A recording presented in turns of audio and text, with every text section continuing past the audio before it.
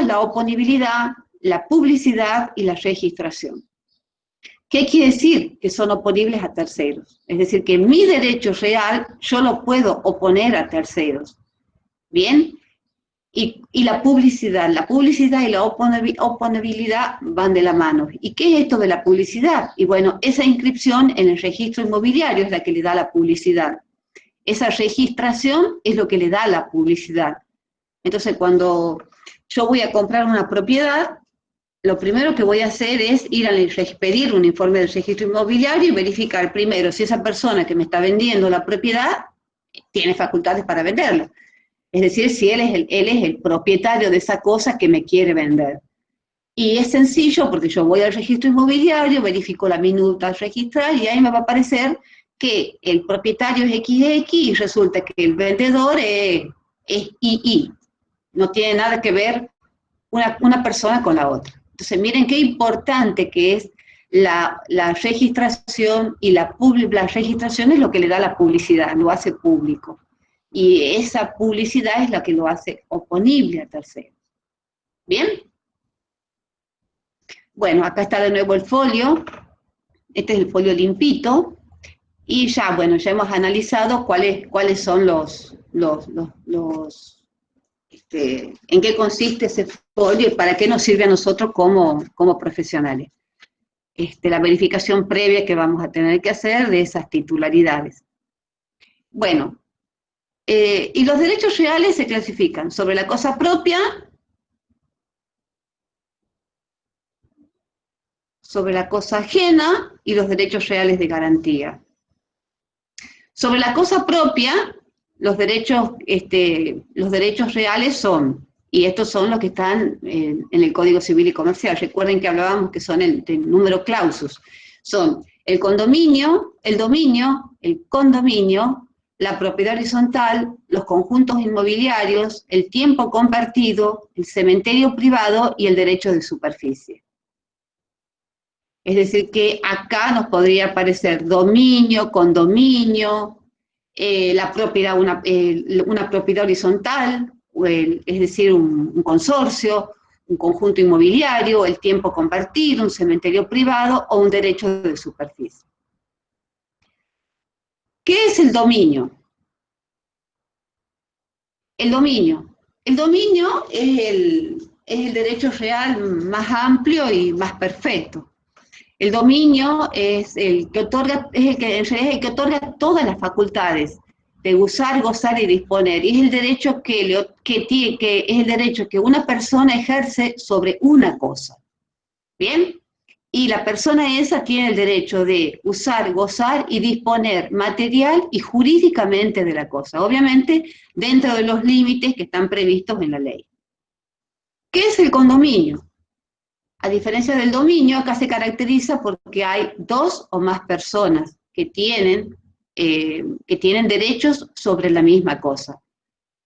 El condominio es el derecho real de propiedad sobre una cosa que pertenece en común a varias personas. Esa cosa es lo que es indivisa, es decir, que si dos personas somos copropietarios de un auto, no quiere decir que yo soy copropietaria de la carrocería y la otra persona es propietaria del motor, no. Entre los dos somos copropietarios del derecho que tenemos sobre la cosa, bien, que es una parte indivisa. Somos copropietarios de la cosa, pero tenemos los derechos sobre la cosa. Que esa cosa, para que después la podamos dividir, en ese caso, dependerá también de la cosa, recuerden si es divisible o indivisible. Si esa cosa es indivisible, bueno, tendremos que venderla. Si esa cosa es un terreno que es divisible, bueno, podremos dividirlo y cada uno de los copropietarios quedará con la cosa. Ahora bien, decíamos entonces que en este caso, en el caso del dominio, si el cliente nuestro es un propietario que tiene un dominio, bueno, esa persona será la que tendrá que aparecer en la carátula de todos los planos y esa persona será la que tendrá que firmarnos los planos.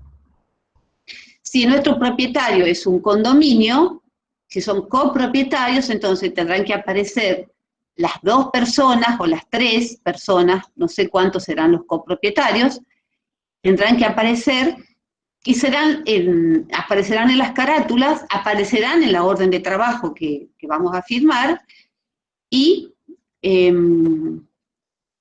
bien, y ellas van a ser las personas que van a firmar todos los planos y van a firmar el contrato y la orden de trabajo. Si no fuera así, la municipalidad no nos va a permitir que presentemos los planos. Por eso es importante saber si es un dominio, que va a ser una persona la que nos va a firmar. Esa persona, recuerden que puede ser física o jurídica, y si es un condominio, podrá ser también dos o más personas que podrán ser físicas o físicas y o jurídicas, las que van a tener que firmar esos planos y ese contrato. ¿Y qué es la propiedad horizontal? Acá la vamos a mencionar brevemente porque todos estos son temas que después los vamos a ir desarrollando, chicos. La propiedad horizontal es el derecho que se ejerce sobre un inmueble propio que otorga al titular las facultades de uso, gozo y disposición material y jurídica que se ejercen sobre las partes privativas y sobre las partes comunes de un edificio. ¿Bien? Este tema lo vamos a ver después, pero a ver, ¿qué quiere decir esto? Que ese consorcio, si nuestro cliente es un consorcio, porque puede ser que sea el consorcio, puede ser que sea uno de los propietarios de uno de los departamentos. Bien, entonces si el consorcio, ese administrador es la persona que tendrá que estar determinada por los estatutos, por el reglamento ese de copropiedad, y será el que tendrá que poder firmar esos planos para hacer el trabajo, esa encomienda profesional. Y si es un propietario, si es un titular de uno de los departamentos, bueno, él me podrá hacer una encomienda en su departamento para que yo le haga alguna reforma a ese propietario. Por eso es importante, si es una propiedad horizontal, si nuestro cliente es uno de los propietarios de las unidades o si es el consorcio, porque esa va a tener que ser la persona que figurará en el informe del registro inmobiliario, y esas van a ser las personas que tendrán que aparecer en las carátulas y en los planos. Y habrá que verificar si ese administrador tiene atribuciones para hacer esa encomienda. Y esas atribuciones se las tienen que dar justamente el reglamento o en asamblea de consorcistas, los propietarios. Luego tenemos los conjuntos inmobiliarios, que es similar a la propiedad horizontal, nada más que se caracteriza para los conjuntos inmobiliarios, los clubes de campo, barrios cerrados o privados, parques industriales, empresariales o náuticos, que tienen características similares en relación a la propiedad horizontal. En realidad, el conjunto inmobiliario es una propiedad horizontal especial, que hay que decir que esta ha sido incorporada ahora en la reforma del Código Civil del 2015, antes no existía en los conjuntos inmobiliarios y era todo un problema poder determinar bajo qué figura jurídica se inscribían esos barrios y bajo qué figura jurídica se llevaba adelante la administración de estos conjuntos inmobiliarios. Bueno, desde el 2015 esto ya se pudo determinar y se crea este nuevo derecho real que es el conjunto inmobiliario. El tiempo compartido es un derecho real a través del cual el propietario lo afecta el tiempo compartido, por ejemplo, a las viviendas, o también pueden ser tiempo compartido sobre automóviles, sobre ómnibus. Yo acá grafiqué con esto porque, bueno, es con lo que nosotros vamos a trabajar. Entonces estará el propietario del tiempo compartido y está el propietario de la cosa, del objeto.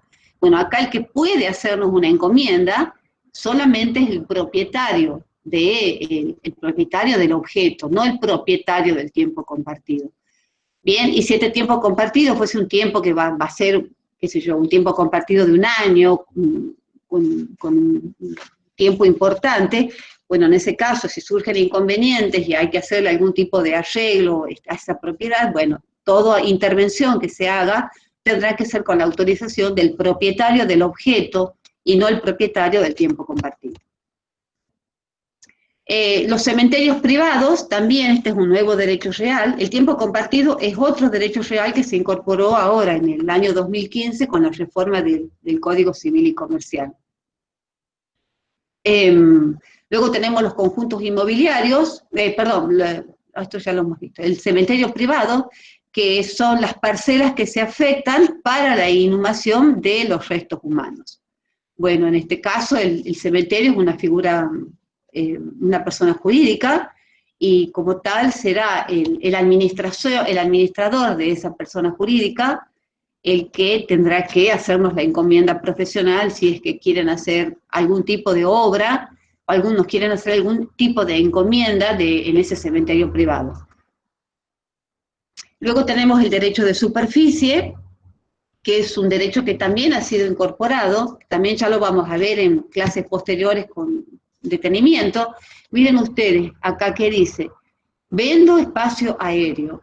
¿Bien? ¿Qué quiere decir? Que este derecho de superficie nos está permitiendo disponer la propiedad, la rasante, el aéreo y el subsuelo.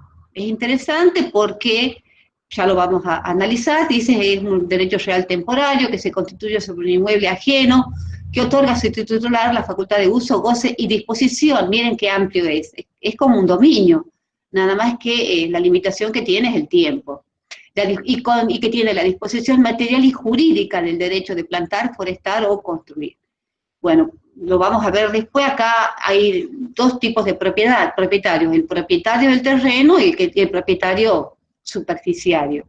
Y ambos, el propietario de la cosa o del inmueble podría hacernos encomiendas, y el propietario de la superficie también podría encomendarnos la construcción de una casa, de un departamento, etcétera. Depende de qué tipo de superficie sea, podría ser. Pero eso sí, ese superficiario tendría que estar apareciendo en el informe del registro inmobiliario como tal, que él es el superficiario de tal superficie.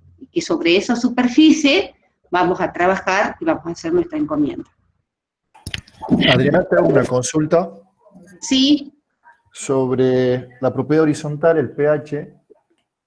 Por ejemplo, si entraría una encomienda de una propiedad horizontal, ¿quiénes son los que figurarían en la orden de trabajo o en la carátula? ¿El administrador y el titular solamente del PH o todos los propietarios de todo el conjunto de edificio? Y depende de la encomienda que haya en la propiedad horizontal. Decíamos que la encomienda esa puede ser sobre un espacio común, por ejemplo, que queramos por ejemplo, que sea... modificar el hall de acceso y todos los pasillos, o en la terraza que se quiera hacer un quincho. Sí. Entonces, en ese caso, la encomienda la hace el consorcio a través del administrador. Bien. ¿Sí? Lo que se quiere modificar es un espacio, un departamento, la encomienda la hace el propietario del departamento. Excelente, perfecto. Muchas gracias. Sigamos. Luego tenemos la siguiente clasificación. Decíamos que todo esto que hemos estado viendo es sobre la cosa propia. Luego tenemos los derechos reales sobre la cosa ajena.